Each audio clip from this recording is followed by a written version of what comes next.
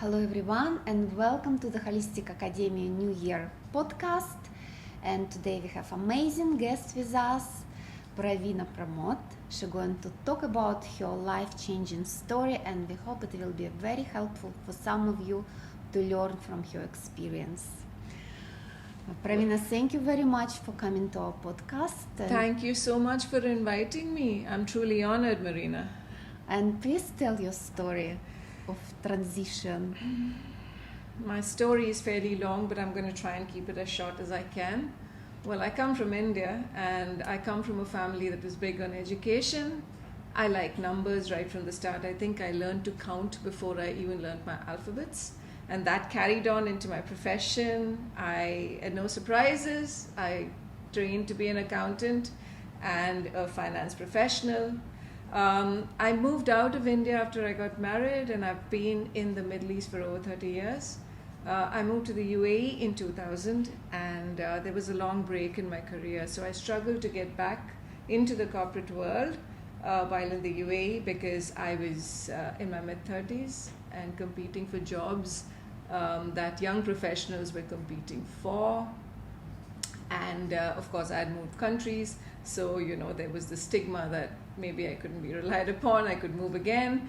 And also, I didn't have any Middle East experience. So I had to restart my career right from the bottom rung. And I think that created a kind of a challenge for me mentally, that I have to work very hard and prove myself. Prove myself to whom? I don't think I questioned that at that time. So I worked and I worked and I worked. And I did climb up the corporate ladder for sure. But I think the sacrifices I made along the way was not something that was evident to me at that time, but later on it actually took a toll on my health, and I reached a stage of burnout when I had to take a break. This was in 2014, and I think what hit home was that I put on weight, I was overeating, I was losing sleep, I had constant headaches. I was in a foul mood most of the time. And I started losing hair. I think that's where the realization hit me, when I lost hair to alopecia that comes from stress, and people started noticing that my hair was all falling off in clumps. I took a break of 2 years. And the 2 years were spent quite aimlessly, without a purpose. And then I decided that I better do something for myself, and I started looking out for another job. But at that time I realized that I was very low on confidence. I didn't know if I could do another interview, whether I could compete again, whether I was good enough for the jobs advertised, etc. And I looked around for people who could actually help me. That's when I realized that maybe the seeking of help was something I should have done a lot earlier. But then, to be honest, at that time, I didn't know I could seek help. I didn't know better. And another thing was, I think I didn't want to also, because that, in my mind, meant that I wasn't good enough. Kind of proved the point that I wasn't good enough and I couldn't help myself. Well, this time I realized I really needed help, so I took myself to a coach. I think that journey was truly transformative, and I think if I can give you a good example, it was like, and I heard it on a podcast very, very recently, and that kind of fit into my story.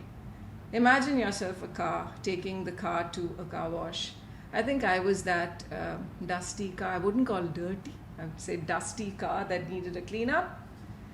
The transformative journey with the coach actually was like going through a car wash, and I came out sparkling clean on the inside and out. My journey continues, but that kind of opened my eyes to the power of coaching and what it can actually do to a person. And the analogy I gave of a car is what I actually want to deliver to the world. I actually want to help people, get the same kind of transformation that I did. So that's my story. I started in 2022. And I work with professionals, mid to senior management. Most of my clients are IT and finance fields, as you can imagine, because that's my background. That's not to say I don't deal with others, but I deal with the very problems or very challenges of confidence, self-worth, communication, teamwork, motivation, purpose in life, and dreams. I'm big on dreams, so I encourage people to dream a lot and follow their dreams and follow their passion. Yeah. Amazing, Praveena. Thank you for amazing story. Very inspiring. And for our viewers who are watching us, what would you suggest the early signs of burnout? Because in order to find yourself, it's not necessary to go through these very deep challenges and tribulations. It could be done in an easier way if we catch earlier signs of unhappiness, unease. What would you recommend? I love that question, because you said about catching these feelings, right? Because that's something that I stress on in my coaching. I say, be aware, be very mindful. I think that's what one should be. Be aware, be mindful, and be kind to yourself. The minute you feel a bit of discomfort, take a step back and ask yourself, what am I feeling? And why am I feeling this? Ask yourself that question and be honest in your answer, is what I would say. I was not. I may have asked this question of myself, why am I feeling this discontent? I'm doing so well, why am I? But I don't think I gave myself the time to actually really reflect and come to the right conclusion. Pay attention to your body. I think the body is your best minder. Body tells you, if you pay attention, that something's not right. For instance, you find a change in a habit. Like I said, I was overeating. I should have caught it at that time. Yeah, I waited till I lost hair. I was putting on weight. I didn't question myself about that. I was losing sleep. That's the most obvious thing, and it shows on the face. It tells on your mental state, etc. Catch these things. When that happens, it's not normal. Just ask yourself why. Why is it happening? What could be the reason? And most important, I think, seeking support. Seeking support when you see something is going a little off is probably the best thing one can do. And support doesn't mean you have to take yourself to a coach, to a therapist, to a counselor. It could be somebody you trust. It could be a family member. It could be a good friend. It could be somebody who's not out there to judge you, who has your well-being in mind, who wishes you well. I think that is what is more important. Most important, pay attention to your body. Pay attention to where you feel something different, where you feel the discomfort, and catch yourself at that time. I think that really works. Thank you very much. And let's say the person realized that I'm unhappy, here I am, and I'm unhappy. I want to change my life. Mm-hmm. Okay, so I realizing that I feel pain in my body, I'm losing hair, I'm losing sleep.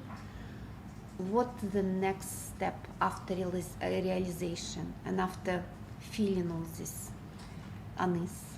See, the most important thing is to then tell yourself that you need to set this right because you're doing it for yourself, and you can seek help. You can speak to somebody. I mean, there are many self-help books available. There are lots and lots of videos available, etc. You can go through all of that, or you can seek help for this. And I'm a great advocate of seeking help, not because I'm a coach, because it helped me. It helped me because it's always good to speak to somebody who you don't know, who doesn't judge you, who's very unbiased, and who can actually listen. Some of us, or most of us, I think, have that problem. We don't find that person who can actually listen to us, to just hear us. A lot of people actually step in to start giving advice. Mm-hmm. Because advice is not somebody who's going through that really wants.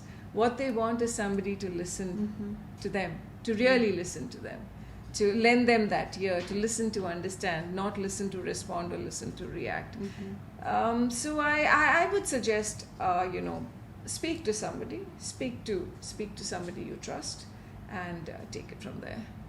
I also would like to add, don't feel bad about your feeling bad. Yeah. It's actually, don't be scared of these feelings which you might discover for the first time, because it's a sign of realization, sign of improvement. Yeah. right? Absolutely, absolutely. I think reflecting and then accepting that there is something that needs help and needs to be set right, I think is a huge sign of growth. That sets you on your journey of growth. And after that, your sky is the limit. You can tap into your limitless potential at that point. Yeah. Thank you, Praveena. And tell us, how did you find out about the Holistic Academy? I got to know the Holistic Academy through a good friend of mine, a fellow coach who lives in Abu Dhabi. She was coming to it and she said, would you like to, visit? And I said, yes, why not?